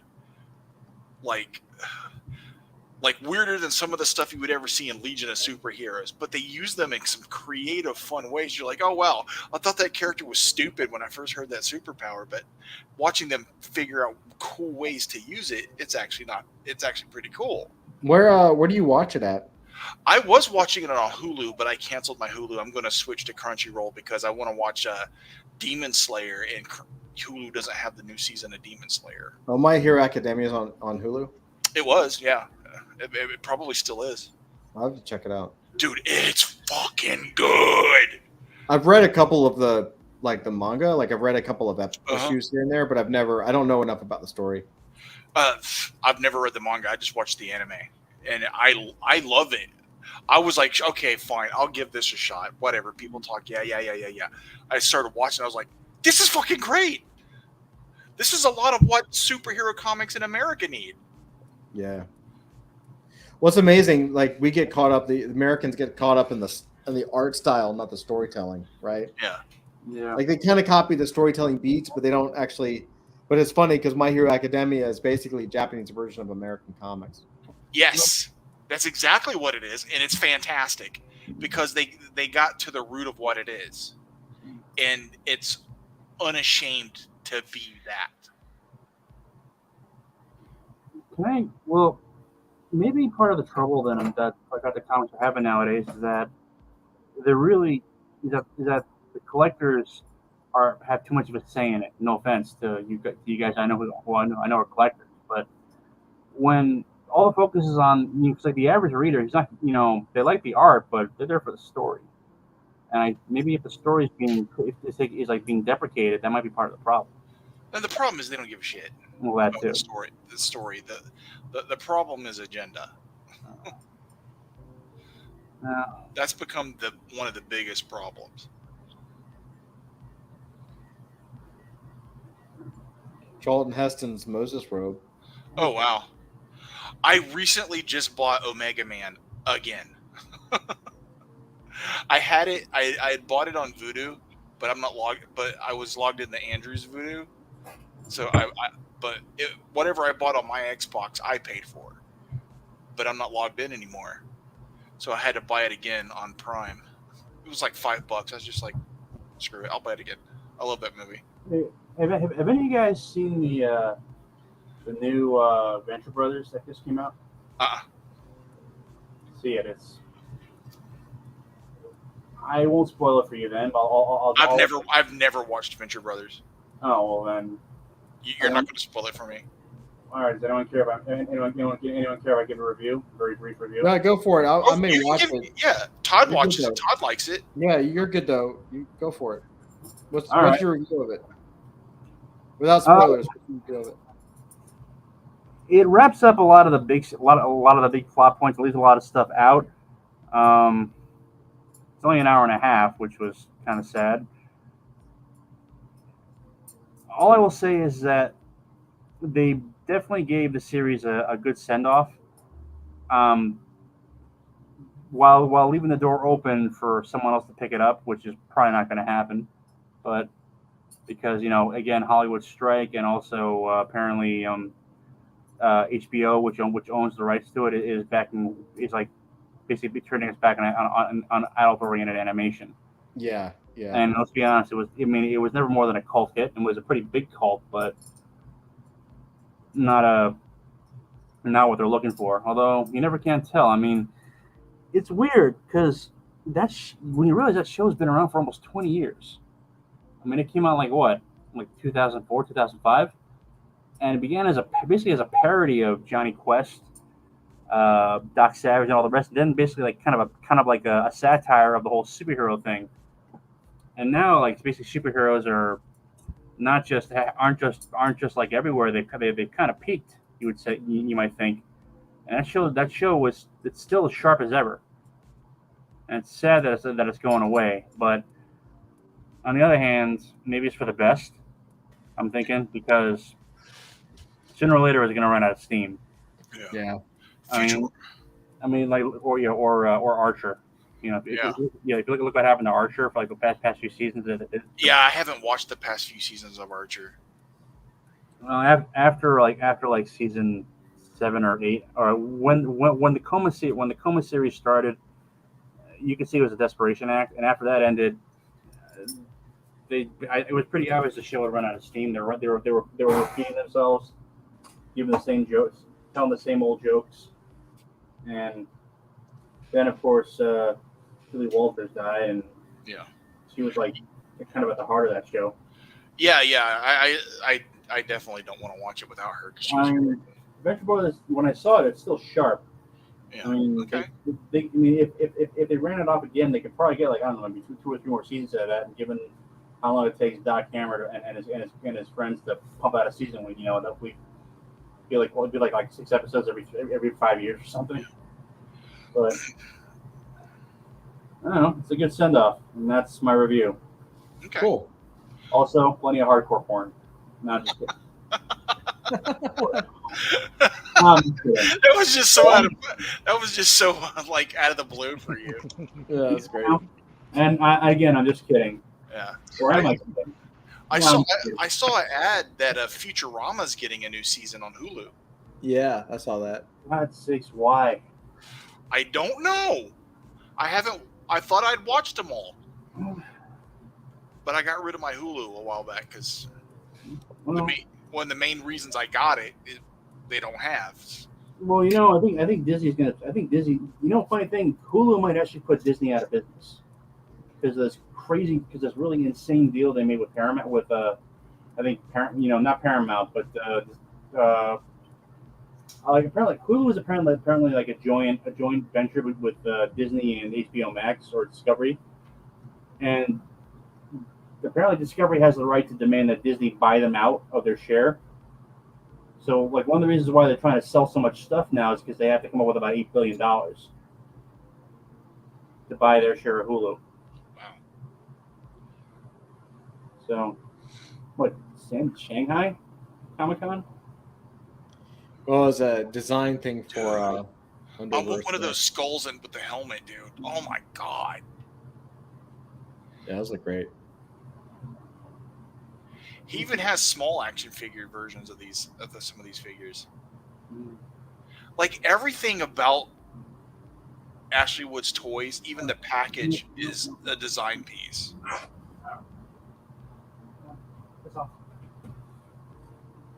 Sorry.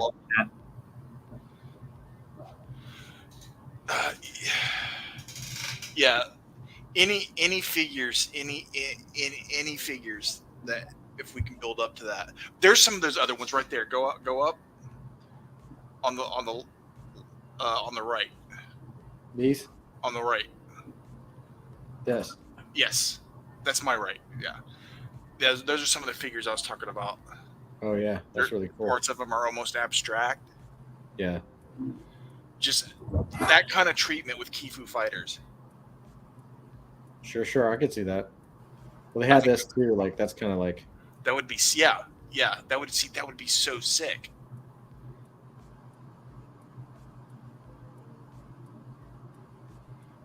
See the Kifu fighters like that, and then be like a foot tall, limited edition. No, god damn it. To see a devoid like that one statue, dude. We literally, hey, Dusty. Yes. Would you like to tell the guys about? Because they wouldn't know. Would you like to tell the guys about the hamsters? Oh, please don't make me do that. Dude, look at that shit. Dude, is that thing glow in the dark? Yeah. Fuck, that's rad. You don't have to, Dusty. I know it's painful. It's very painful. I'm thrilled that the idea of toys as art has not gone away. Oh yeah. Because I love it. Yeah, it looks gorgeous.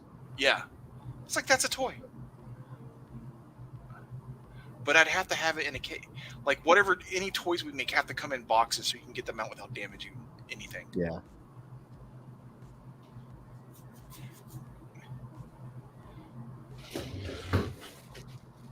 Because these are so insane.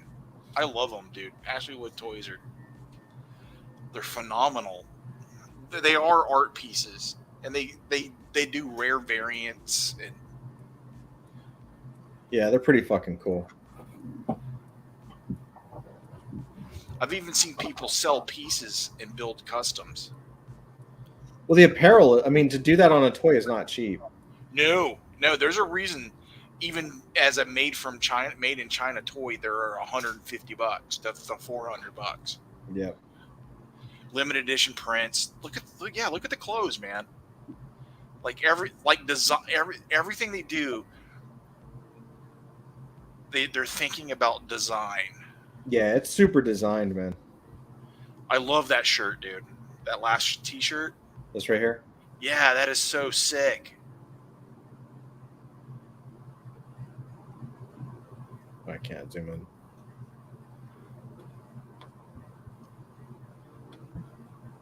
It's also everything's sold out. Yeah, it does. Everything they do sells out quick. Most things they do sell out really quick. And this is, I guess, their only site. I wonder why. I guess they just release it and it sells out. Yeah, It's all super limited. It's all super network. People are signed up waiting for it. They built the audience.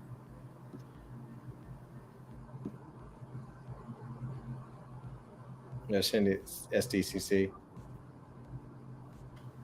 Designer toys, man. It's Yeah. it's just he's built his own funnel. Yeah. Look at that. It looks great. Small space. Yeah, I've seen larger ones also from other shows. Yeah, but San Diego's they take your money. Yeah. I actually hear it was a pretty. So I mean, it's always hard to tell because people sometimes are like wishful thinking and shit. But I've actually heard that this year San Diego was really good. Like even with all the strikes and stuff and all the celebrities not there, like all the comic people are enjoying it because it's all about the comics and art now. Yes. The comic people are enjoying it. They think it's the comic book people love the Hollywood strike. They're like, this is great. Yeah.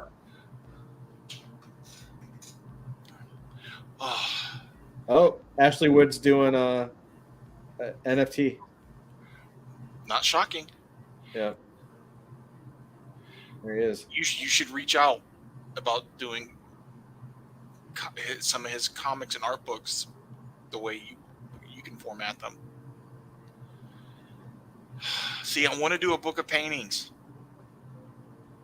Ashley Wood always makes me want to paint, dude. Yeah. And we have you got to let me do at least one book or one short story more like this for something.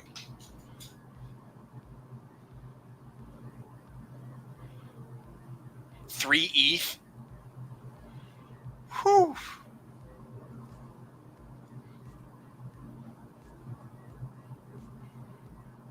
Yeah, people are big. They're selling. They're buying. See, now imagine if they could make it look 3D in a case, like it's in a frame.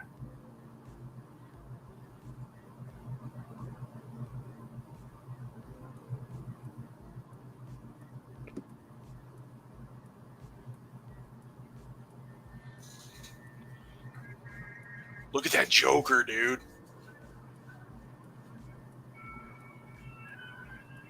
Mm-hmm. Have you seen the Batman ones that they did? They were still 3A. I think I saw a little bit of it. Dude, I want the Batman and the Doctor Doom. The Doctor Doom is freaking sick. He's not really on Twitter that much. He doesn't post on any of his social media that much. Yeah, this is 2017. Yeah, he must have one hell of an email list because his fans, his hardcore, they always know what he's up to, even though he doesn't post them. Like he has one hell of a mailing list built up. Yeah, for sure. It's got to. Dude, look at this. Did you see that Starscream? Yeah, this is 3-0. These guys are That's pretty sick. These guys are one of the groups responsible for designer toys. They've been around forever. Look at that shit. That's dope. I could spend a fortune on some of this shit.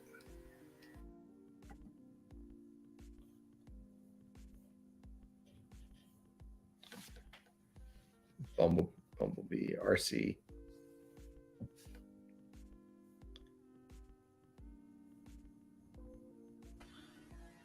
Nemesis Prime. Oh, dude, Megatron. Click on the Megatron. Fuck. Yeah, looks dope as shit. 8-year-old me is like freaking out. Right? They know how to get you with that in the feels, don't they? Yeah.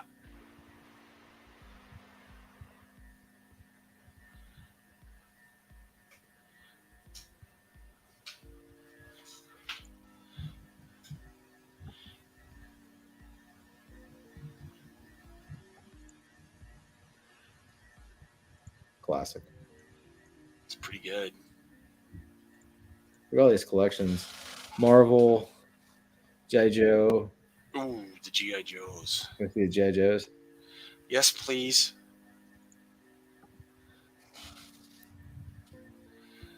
Snake Eyes, please. The tops. Dude, I want it. I want it. That's so freaking cool. It looks so real. Yeah.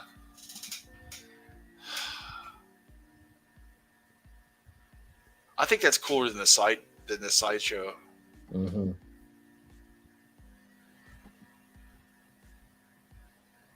It's so posable. Yeah.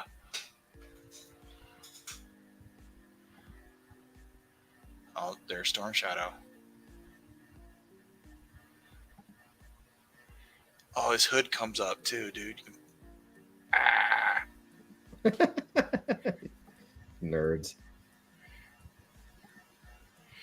Dude, in the 80s, anything with a ninja was the shit. I know. He's posable, but there's no joint, dude. It just looks like flesh.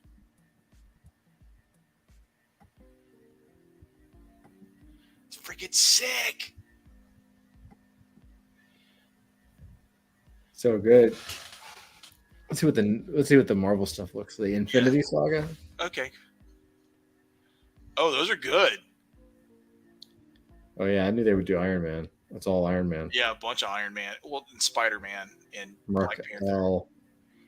and War Machine.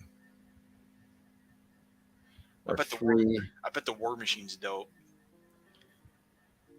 Hulkbuster. Was a battle damaged one. Let's see what this one is. Mark III. Look at all the different hands and shit. Yeah. They're not just toys, dude. They're sculptures. Oh yeah. They're posable sculptures. I mean, look at that. I love toys like this. Like this is definitely like, yeah, it's $150 $100 toy, but it's for the hardcore collector who's gonna set it in a glass case and pose it. Oh yeah. You want to see the which one do you want to see? War Machine. This one, the Mark II. Yeah. I bet it's got some cool shit.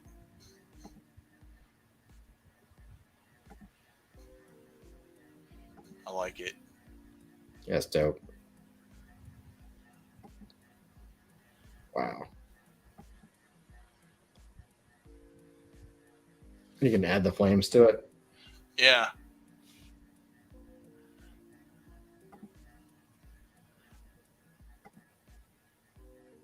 That's cool.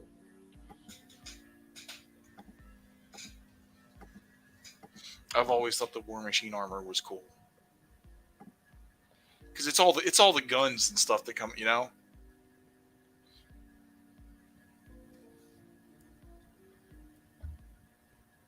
Yeah, one of the original from 1990 in the 90s.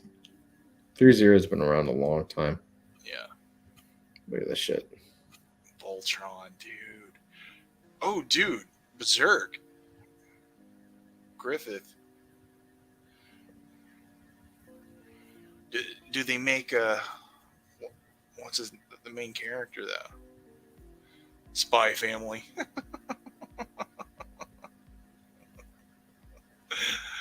that show's cute. Spy Family? Yeah, it's cute.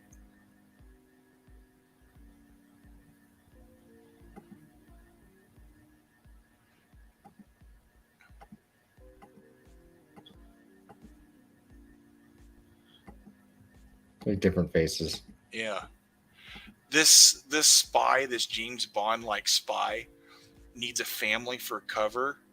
So he tries to get married, and the woman he ends up marrying turns out to be like the best assassin in the world. He's the best spy in the world.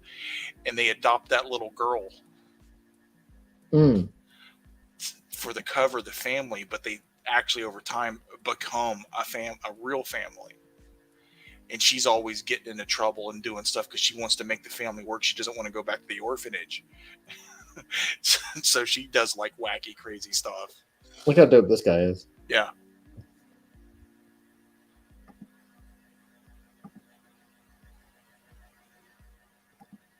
Awesome. But Spy Family is actually a cute show. You know what? If you want an anime that's kind of wholesome to watch that. It's actually pretty good. Cool. Well, guys, happy Friday. Yeah. Yay. Oh, I don't know, Dusty. What do you think? Should we be on camera more? Oh, whatever you want, Todd. I'm contractually obligated just to agree with you. You guys sound tired. You know, we work hard. Yeah. We work hard. We play hard. But I am hard. Yeah. All right. Yeah. Have a good night, y'all. Hey Todd, before we go, do we have time for a totally shameless plug? Yes. yeah, go plug away. All right, ladies and gents, I am starting on my new Substack, The Spear of Heaven. The address is on the screen. Please sign up and give me money. Right on. You know, I thought about writing a pitch, but I figure, you know, blunt honesty is the best approach. We'll see how that works. And only 6 days left to back Raid of the White Leopard. That closes. All right. Hey guys, remind me again. When is this Web Comic Con starting? Web3 Comic Con, August 16th, 17th, and 18th. Jeez, you only got 3 weeks left. Woo! It's Thanks, right Dusty. Since we're all doing these shameless plugs, my ETH address is right here. address. Just send it on over. That's pretty good. What plug? We also just start putting our wallet addresses on the. Oh yeah. Just hit me up Tips, at Wallace.e. please. Just send me money at Or Wallace. our Venmo addresses. Yeah. Uh, I'm at Wanish.e. Feel free. We'll take donations. as you may have guessed, marketing is not my strongest suit. I mean, although you think about it, all marketing is just another way of saying, "Give us your money, you stupid people." No, it's buy our product, please. We care. That's better. People like it. I mean, what can I say? I am congenitally honest. So am I. I'm being honest. I care. I want these books to be good, and I want them to sell. So do I. Anyway. I want your books to sell. We understand. Everybody, we get it. It's a hard game. It is. It's brutal. It's a brutal game. That's why we work hard. So. Yeah, and this time of year, everything's always slow because everyone's on vacation. Yeah. Yes, this is true. But anyway, guys, love you. Have a good weekend. Yay! And we'll see you guys next week. We'll see you next week. You know? Love you.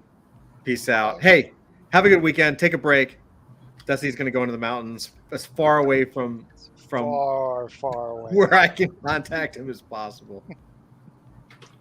And no, he's not. He loves it. Yeah. I put my phones in one of those little foil signal blocking bags just in case. Yeah, that's right. An EMF protecting. There you go. Yep. Yeah. You get a Faraday cage, a Faraday bag. That's why I wear tinfoil. That's right. All right, guys. Love you. God bless. Take care. Happy weekend from all of us here at Adult Fantasy, Web3 Comic Con, and all that good stuff. We love you. We love you. See you next week. Goodbye. Peace out.